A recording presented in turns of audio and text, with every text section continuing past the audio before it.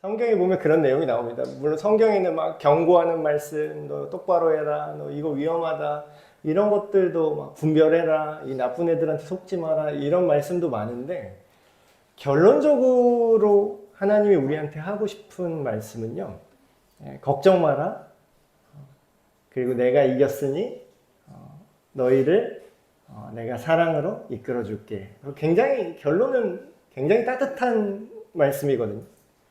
근데 이제 우리가 처한 삶이 그러지 못하다 보니까 참 더 이렇게 거칠어지고, 그런 따뜻한 말씀을 들었을 때 하나님 내 삶은 안 따뜻한데요? 이러면서 뭔가 하나님한테 이게 틱틱거리게 되는, 투정을 부리게 되는 그런 경우가 많았던 것 같습니다. 근데 그럴 때마다 하나님께서 그 틱틱거려도 그것까지도 품어 안으시는 굉장히 스케일이 다른 진짜 어마무시한 그 사랑의 증거들을 성경에 이미 우리에게 주셨기 때문에 그 부분을 읽을 때마다 우리 마음이 이 세상이 여전히 악하고 여전히 거짓 선지자들이 판을 치지만 그럼에도 우리의 마음이 따뜻해질 수 있는 것 같습니다. 그래서 오늘은 평소에 저답지 않게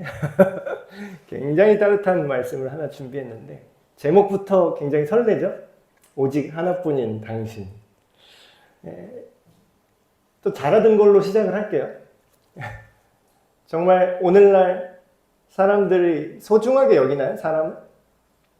현실로 갑자기 확 돌아오니까 정신이 번쩍 드시죠. 따뜻한 얘기한다 그래놓고 차가운 얘기를 다시 하는데, 사람이 옛날보다 귀중하지 않아진 것 같아요. 사람들의 인식 속에서. 저도 이제 중간에 끼인 세대라서 옛날에 그 기억나세요 혹시? 옛날에 공중전화 있었잖아요. 길거리에. 어린 친구들은 전혀 공감이 안 될 텐데.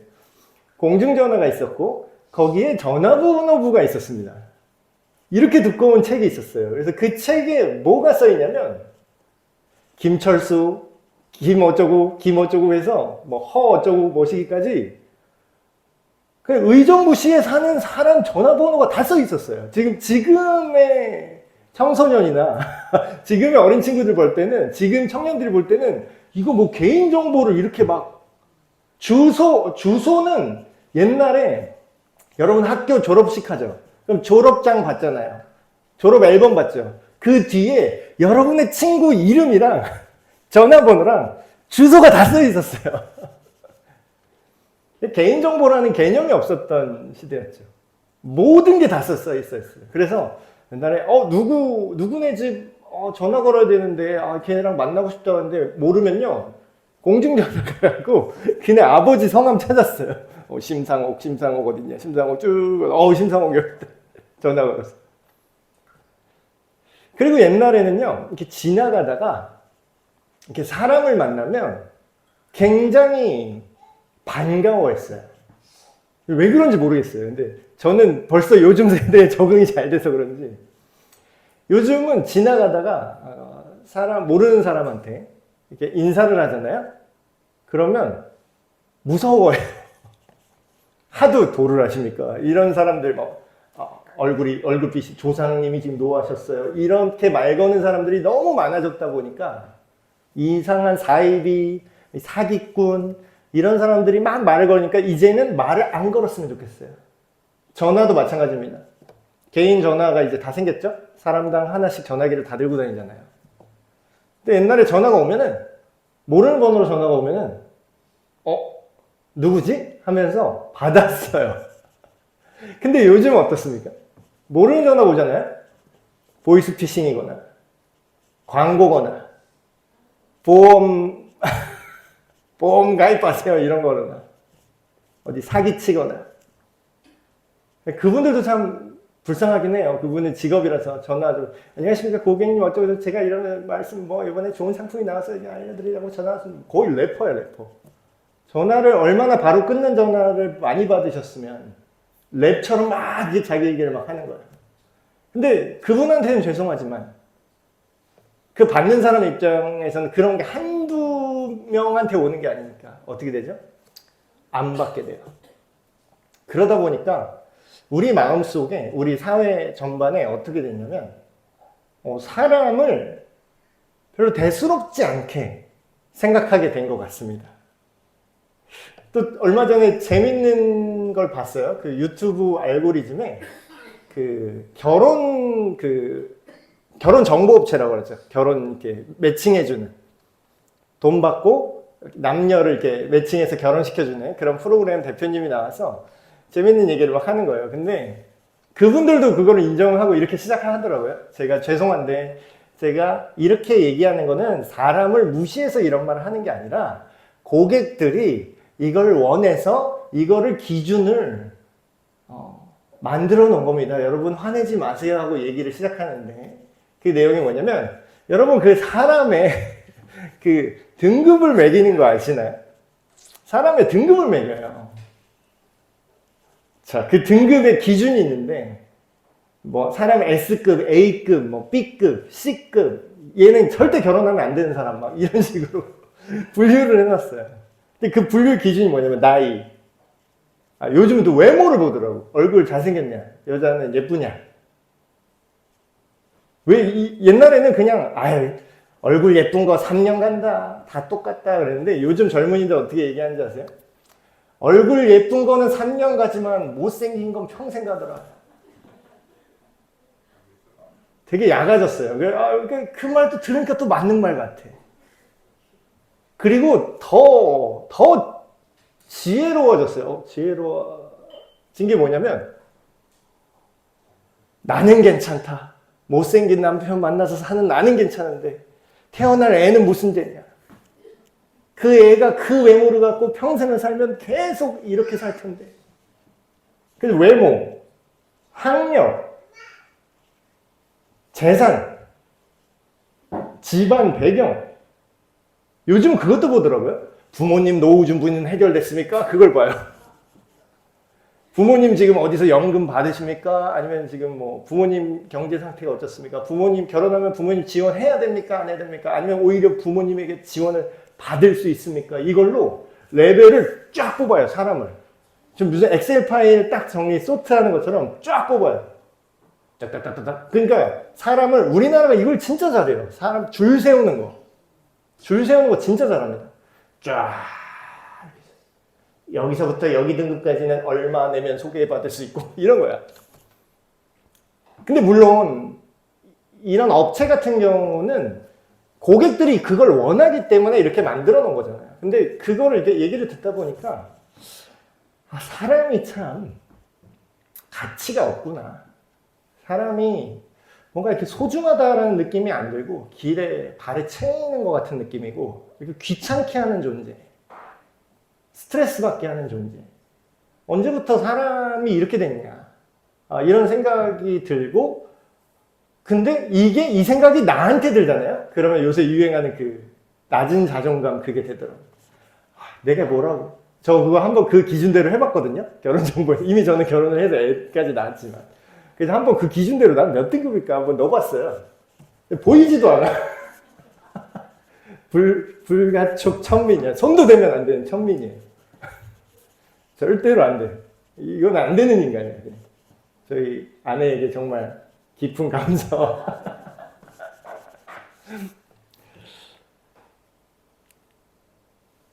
근데 이런 상황에서 우리가 어떤 생각이 들죠? 나 자신을 볼 때도 그렇고 다른 사람들을 볼 때도 사람이 하찮잖아요. 근데 나도 하찮잖아요. 근데 그런 환경을 보면 이런 답이 없어. 우리가 이렇게 희망적인 얘기 교회에 와서 설교 시간에 얘기하면 아니지, 속으로 답을 내리세요.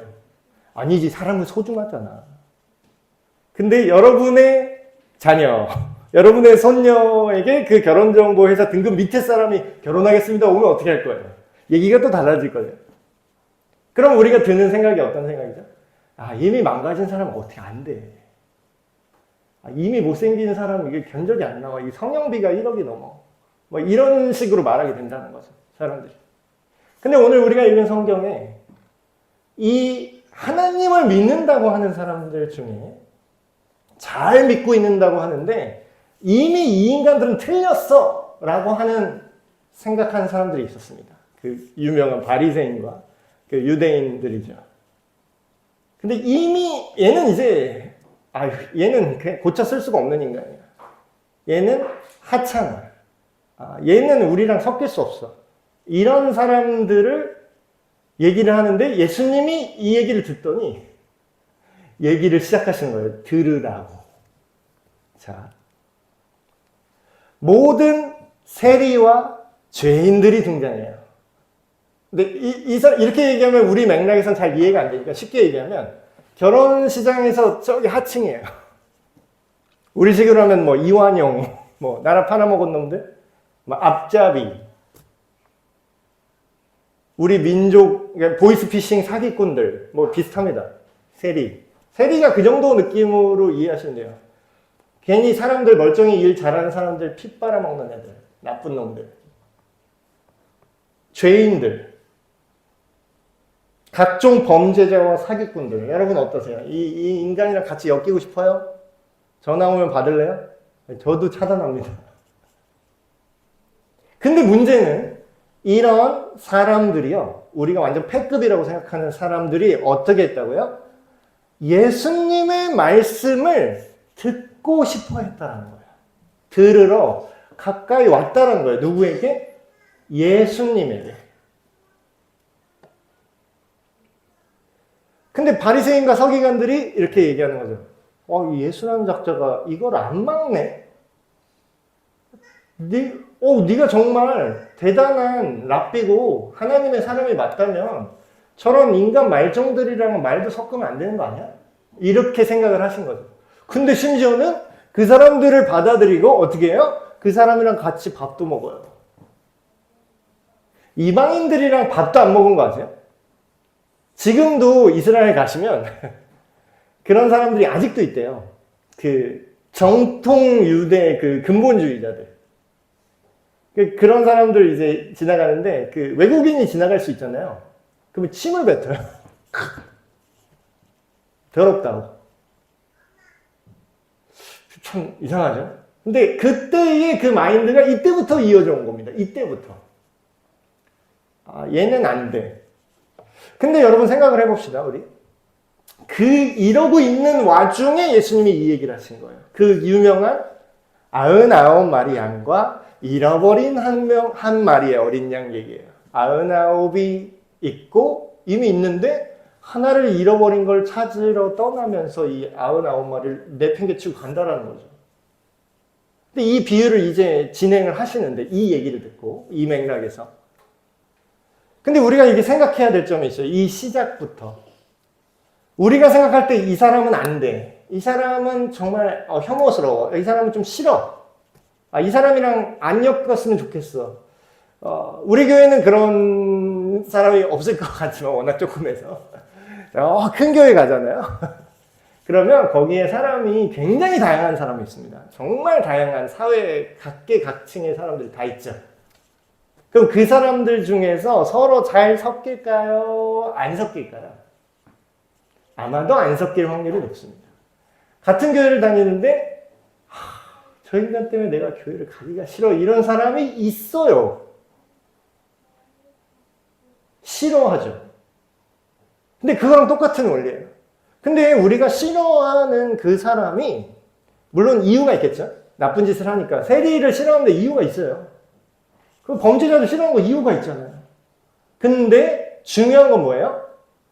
그들이 나쁜 짓을 하는데 나쁜 짓을 같이 하는 게 좋습니다 하고 받아들이라는 게 아니라 그들이 여전히 나쁜 놈이긴 하지만 예수님의 말씀을 들어보려고 할 때라는 거예요. 여러분, 우리가 요즘 시대에 적절한 예를 하나 들어드릴게요. 동성애 성향을 갖고 있는 사람이 어느 날 우리 에베네스의 교회에 들어온 거예요. 그래서 나도 교회 좀 다녀볼까 해요. 나도 예수님 좀 믿어볼까 해요. 예수님이 누군지 도대체 누구길래 예수 하는지 내가 한번 얘기나 들어보려고 왔습니다. 라고 남친 손잡고 이렇게 온 거예요. 게이 커플이. 그러면 우리 어떻게 될까요? 우리 신두환 목사님은 동성애 반대 그 집회도 나가신 분이야. 역싸움 꺼지라고 봐야지. 맞아요? 여러분, 우리가 헷갈리면 안 돼요. 이게 사탄은요, 되게 헷갈리게 돼요. 이쪽으로 당겨도 되고, 저쪽으로 밀어도 돼요. 어쨌든 가운데서 벗어나게만 하면 되니까. 근데 여러분, 우리가 동성애 차별금지법 막 통과시킨다고 우리 나라가 난리칠 때 왜 제대로 믿는 사람들이라면 왜 뛰쳐나가서 반대인 줄 아세요? 동성애자가 싫어서? 동성애자가 미워서? 동성애를 죄가 아니라고 법으로 만들어버리잖아요. 그러면 그들에게 예수님의 복음이 소용이 없어지기 때문에 반대한 겁니다. 동성애가 잘못이 아닌데 게이 커플도 괜찮고 부부로 인정을 해주는데 너는 그 죄에서 돌이켜야 돼. 예수님이 너의 그 죄를 위해서 십자가에서 돌아가셨어. 예수님은 너를 사랑하시기에 네가 죄에서 벗어나길 원하셔라는 말을 못하게 되는 거예요. 그래서 투쟁한 거지. 그렇게 게이 커플이 예를 들어서 교회에 왔어요. 대놓고 우리 게이인데 예수님 알고 싶습니다. 그럼 우리 어떻게 돼요? 우리는 동성애 차별금지법 반대하는 교회니까 썩 꺼지세요 이래야 돼요? 우리가 동성애는 왜 반대했죠? 그러니까 이해를 하고 하셔야 돼요. 그냥 목사님이 하라니까 하자 이건 안 돼요. 우리가 동성애를 반대한 이유는요. 그것이 예수님을 그들에게 전하기 위해서 반대한 거예요. 근데 게이 커플이 동성애자가 손잡고 예수님이 누군지 알고 싶다고 찾아왔잖아. 이거는 뭐예요? 우리의 반응은 뭐죠? 여기서 화를 내야 돼요? 기뻐해야 됩니까? 동성애자가 좋다고 기뻐하는 건 아니지만 그 죄인들이 동성애만 죄인이 아니에요. 사기꾼, 거짓말쟁이, 뭐 별 죄인이 다 있죠. 멀쩡한 사람이 와도 그 사람은 죄인이에요. 예수님 볼 때. 그럼 뭐예요? 우리가 멀쩡해 보이는 사업까지만 아직 예수님 모르는 사람이 교회에 왔을 때 환영하죠. 재산이 많을수록 환영하는 기분 같은 느낌이 드는 건 아닌데 사람들이 보통 그러잖아요. 오죽 그랬으면 성경에도 그 얘기가 써있어요. 좋은 옷을 입고 오는 자는 너희들이 좋아하는데 허름한 옷을 입고 오면 너희들이 멸시하는구나. 성경에 써있잖아요. 근데 어때요? 예수님의 말씀을 우리가 생각해도 답이 없다라는 악한 자들이 들어보려고 왔을 때는 이런 이야기를 들어볼래 얘들아 하고 예수님이 이 말씀을 하신 거죠. 너희 중에 어떤 사람이 양 100마리가 있는데 그중 하나를 잃어버렸어요. 한 마리, 고작 한 마리예요. 근데 나머지 99마리를 그냥 냅두고 그 잃어버린 한 마리를 찾아낼 때까지 계속 쫓아갔대요. 자, 현대 자본주의적 마인드로 생각을 하면 이 행동이 지금 합리적인 행동입니까? 한 마리 찾으러 나갔다가 있는 99마리 늑대가 물어가면 어떻게 할 거예요? 그러면 대의를 위해서 작은 것은 희생하자 하면서 한 마리 그냥 버리는 게 합리적이고 이성적이죠. 근데 이 사람은 그렇게 안 하는 거예요. 이상하게. 근데 또 찾았어요. 다행히. 찾았는데 어때요? 그 양을 어깨에 메고 너무 기뻐하는 거예요. 너무. 와, 대박이야. 파티다, 오늘 파티다. 나와 함께 즐기자. 나의 잃어버린 양을 내가 찾았다. 그 일을 얘기를 하시고 예수님이 이런 얘기를 합니다. 내가 이런 얘기를 하고 싶었어, 너희에게. 이처럼 하나님에게서 떠나 있는 죄인 한 사람, 이 죄의 성질이 뭔지는 예수님이 안 따져요. 살인범이든 보이스피싱범이든 인신매매범이든 게이든 뭐 불륜한 애든 뭐 안 따져요. 나라 팔아먹은 놈이든 안 따져요. 근데 그게 좋다고 하는 게 아니에요. 오해하지 마세요. 그 사람이 그것에서 떠나서 회개할 수 있는 그 길로 나아올 때 여기서 그 한 죄인 한 명을 찾았다는 건 무슨 뜻이에요? 이 사람이 회개하고 자기 죄를 인정하고 예수님께로 돌아왔다라는 뜻입니다. 그럼 그렇게 되면 어떻게 된다고요? 이미 잘 믿고 있는 99명보다 더 기뻐한대요. 저 옛날에 이 구절을 읽고서 좀 서운했어요. 막말로 나 교회 지금 몇십 년 다녔는데 지금 어디서 굴러먹다가 들어온 갑자기 새신자라고 와가지고 갑자기 교리 공부 좀 하더니 사형리 좀 듣더니 갑자기 눈물 흘리면서 예수님 믿어진다고 막 그러면 난 열받네. 난 뭐야? 막 약간 이런 생각이 있었거든요. 근데 이거는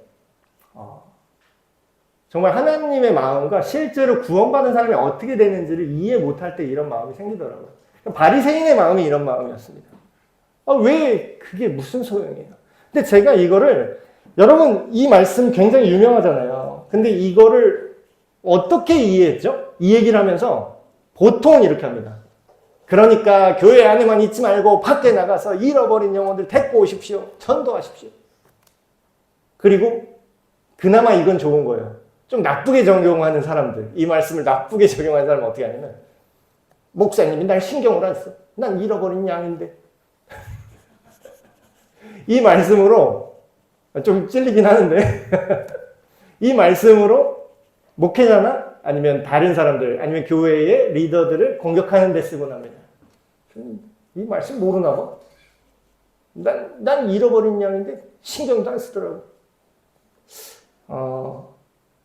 그것도 뭐 아주 틀린 말은 아닌데요. 이 말씀을 예수님이 해주신 의도는 이렇게 못하는 애들을 공격하고 분열하라는 뜻이 아닙니다. 이걸 누가 한 거예요, 지금? 신목사가 한 걸 예시로 든 게 아니잖아요, 지금 예수님이. 지금 이 행위를 누가 한 거죠? 예수님이 하신 거예요. 자, 이 얘기는 이 얘기입니다. 지금 숫자의 가치가 있는 게 아니에요. 요즘 아까 그 사람 등급표 제가 얘기했죠. 숫자, 사람 수를 얘기합니다. 심지어는 교회 안에서조차 옛날에 작은 교회 목사님은 능력 없는 목사님, 성도 수 2만 명, 3만 명 교회 목사님은 큰 목사님. 큰 목사님이긴 하죠. 인원수가 큰 목사님이긴 한데 물론 크게 목회하시는, 많은 사람을 목회하시는 분들을 폄하하는 것은 아닙니다. 그러나 큰 게 하나님 나라의 무조건 기쁨이 됐다면 이 비유는 지금 반대로 얘기하고 있어요. 그럼 하나를 버리고 99을 지켰어야죠. 숫자로 가치가 매겨지는 게 있고요. 숫자로 가치를 매길 수 없는 게 있습니다. 바로 오늘 얘기하고 싶은 한 사람을 사랑하는 문제죠. 한 사람. 한 사람의 가치. 한 사람을 사랑하는 것. 제가, 좀 오래된 영화예요. 벌써 한 10몇 년 된 영화예요. 굉장히 유명한 영화인데, 혹시 안 보신 분들은 꼭 보시기를 추천합니다. 제가 원래 이런 장르를 별로 안 좋아해요. 막 로맨스, 막 가슴 따뜻해지고, 막 눈물, 막 이런 거 진짜 안 좋아하거든요. 근데 이런 장르 자체를 제가 좋아하지 않는 제가 볼 때도 너무 좋더라고요. 이 영화 제목이 About Time이라는 영화입니다. 근데 이 영화가 로맨스물을 가장한 힐링물이더라고요. 사람이 이렇게 가치 있는 거구나. 가족이 이렇게 가치 있는 거구나. 이렇게 배우자가 이렇게 가치 있는 거구나. 내 부모님이 이렇게 가치 있는 거구나. 내 자녀가 이렇게 가치 있는 거구나. 이거를 굉장히 판타지스럽게 시간을 막 되돌리면서 일어났던 이야기를 담고 있어요.